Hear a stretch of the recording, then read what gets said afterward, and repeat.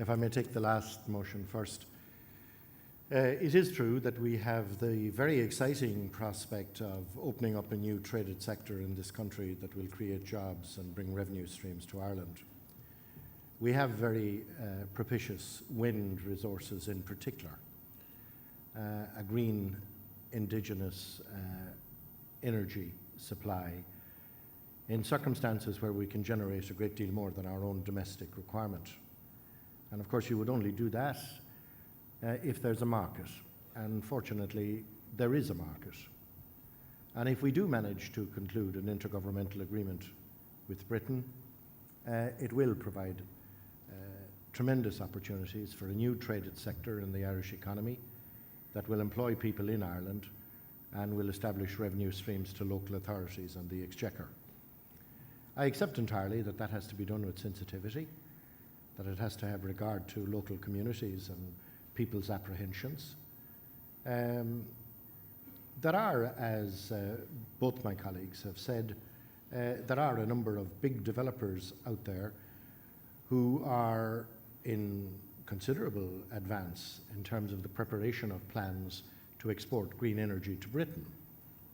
And one of them only, is Bord Ramona, a company that has long given stable employment in the Midlands, and a company that is running out of mission because peat or turf is a finite resource. Now, if we're going to renew and regenerate that company,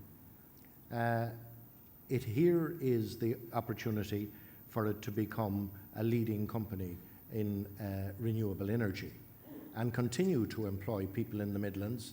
And as I say, we are quite unique in that we have some 200,000 acres of cutaway bog that nobody up to now has thought of any productive use for.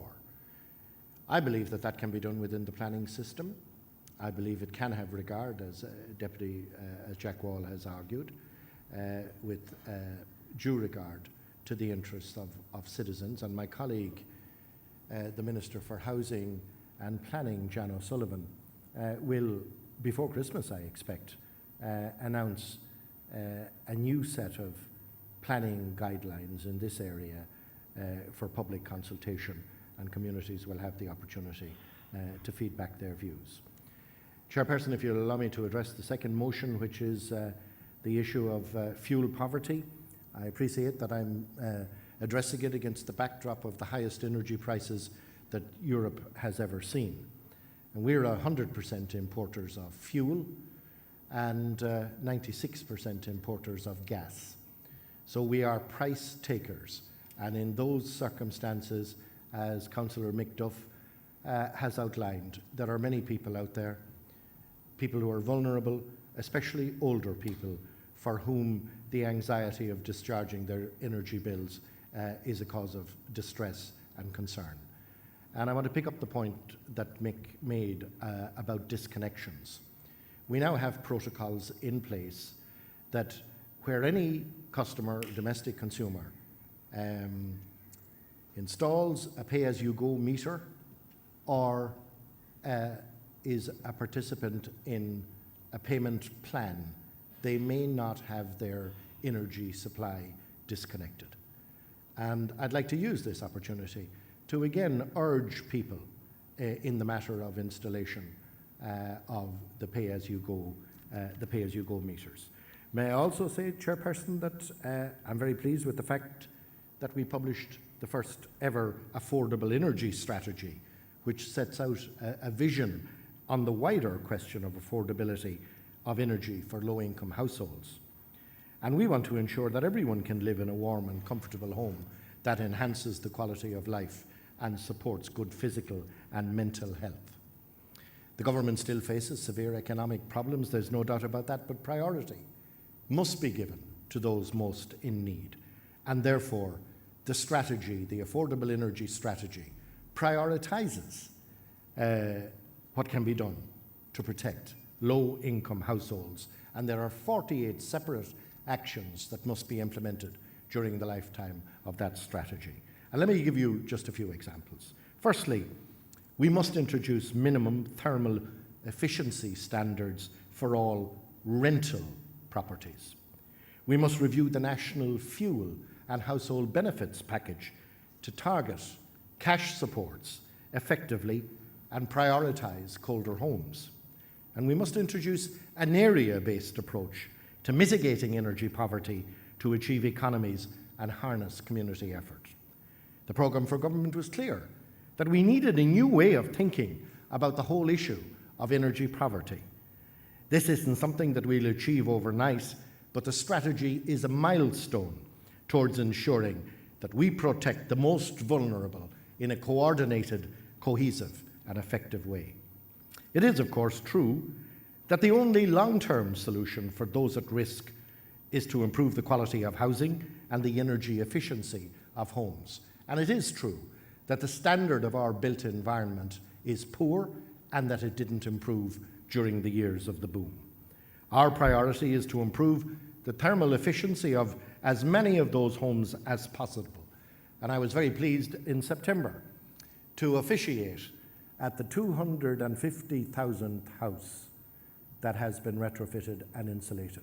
250,000 houses finished last September, and that does not take into account the local authority houses being insulated and retrofitted by my colleague Jan O'Sullivan.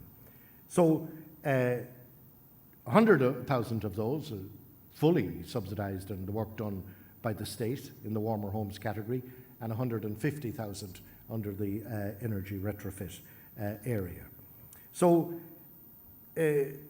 another dividend of our energy efficiency drive is the contribution to jobs and job maintenance. The renewable energy and efficiency sectors have moved from a fringe interest to the centre of Irish and European energy policy. The sector in Ireland now employs some 10,000 people, and there are over 3,500 public and private sector organisations engaged in programmes funded by my department. I'll finish now, Chairperson. I apologise for this.